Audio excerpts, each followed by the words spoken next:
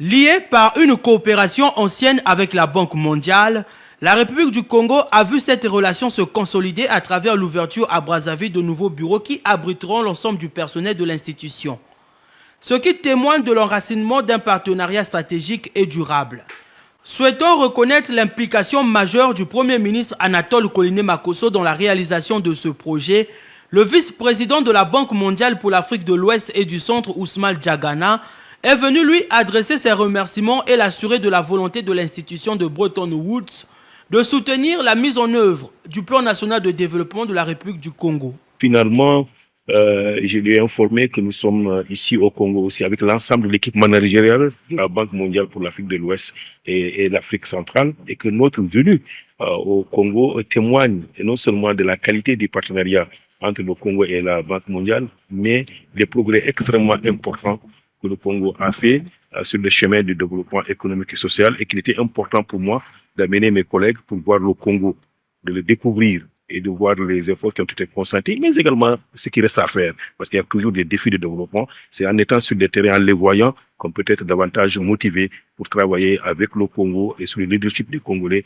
afin qu'ensemble on puisse surmonter ces défis-là. Ousmane Diagana a exprimé au chef du gouvernement Anatole Koliné-Makosso la ferme détermination de la Banque mondiale d'intensifier son accompagnement en faveur du Congo. Au moment où nous parlons, nous avons plus de $1 milliard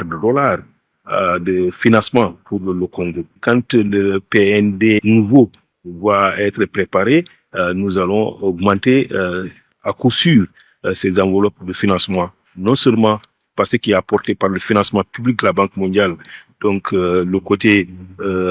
AIDA, qu'on appelle l'Association internationale de développement et Banque internationale de reconstruction pour le développement, mais également le côté AFC, le côté de la Banque mondiale qui accompagne le développement du secteur privé. D'ores et déjà, le Congo va faire partie d'une initiative extrêmement importante au niveau de la Banque mondiale, qu'on appelle Mission 300, qui a comme objectif d'aider les pays à avoir accès à plus d'électricité et en même temps accélérer le processus d'électrification afin de permettre et les entreprises congolaises et les populations congolaises d'avoir accès à une meilleure électricité et à un coût plus abordable. Outre ses interventions dans le secteur de l'électricité, la Banque mondiale oriente ses efforts vers la création d'emplois à travers un accompagnement accru dans le développement de l'agriculture,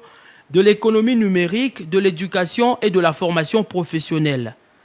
Ces domaines sont porteurs d'opportunités pour l'insertion des jeunes en favorisant l'acquisition de compétences et une meilleure articulation entre l'offre et la demande d'emploi.